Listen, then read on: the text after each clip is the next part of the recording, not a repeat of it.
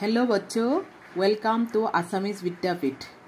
सो बच्चों, हम स्टार्ट करेंगे KVS क्लास 3 बानी असमिया पाठ प्रथम खंड। तुम लोग अच्छी तरह सुनना और पढ़ने की कोशिश करना। हम जैसे हिंदी पढ़ती हूँ वैसे ही असमीज भी पढ़ूंगी। आज हम पढ़ूंगी, कल से लिखने की अभ्यास कराऊंगी। बच्चों, तुम्हालोকক मैं অসমীয়া পঢ়াম, তোমালোকে ভালকে শুনি যাবা আৰু পঢ়িবলৈ নিজে চেষ্টা কৰিবা। আৰু তোমাৰ হিন্দীৰ নিচিনাই তোমালোকে লিখিবলৈ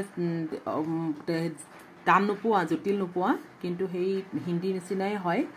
কিন্তু সেইখিনি পঢ়াৰ ধৰণটো মানে তাত কেইটামান বৰ্ণ নাই, কেইটামান বৰ্ণ ইয়াত আছে, তেনেকুৱা মানে।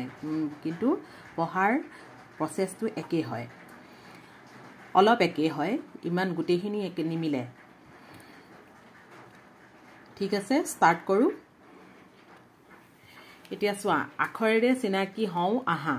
অফলা আছে, দেখিছানে? অফলা, এইখিনি হৈছে স্বৰ বৰ্ণমালা।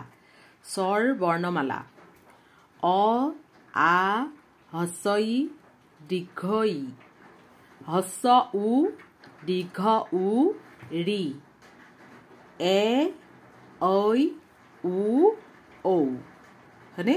এতিয়া আমি হিন্দীতটো কেইবাটাও পাইছিলোঁ। অ, আ, চোতাই বৰাই, চোতাও বৰাও, ৰি, এ, এই, উ, ঔ, অং, অহ, এনেকৈ পাইছিলোঁ। কিন্তু ইয়াত এইকেইটাহে মাত্ৰ।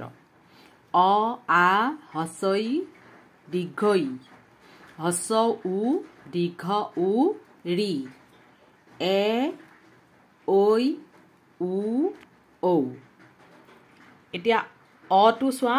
অ, অসম, অক্ষী, অজগৰ, দেখিছানে? অৰ পৰা অসম, অ দন্তীয়া স ম, অসম, অ ক্ষত হস্ৰইকাৰ, অক্ষী, অ বৈজ্ঞা জ গ ৰ, অজগৰ। তোমালোকক আকাৰ, হস্ৰইকাৰ, দীৰ্ঘইকাৰ সেইখিনিও মই দেখুৱাম, পঢ়াই দিম। মাত্ৰ তোমালোকে এইখিনি মই কেনেকৈ পঢ়িছোঁ চাই যাবা, নিজেই পঢ়িবলৈ চেষ্টা কৰিবা। আ, আম, আপেল, আ পদ এইকাৰে পে ল, আপেল। আনাৰস, আ দন্তীয়া নত আকাৰে না, ৰ দন্তীয়া হ, আনাৰস। হ'ল অ, আ। বুজি পাইছা এতিয়া? অৰ পৰা কি কি হ'ব, আৰ পৰা কি কি হ'ব, দেখিছানে? অৰ পৰা অসম, অক্ষী, অজগৰ। আৰ পৰা আপেল, আনাৰস, আম, দেখিছা?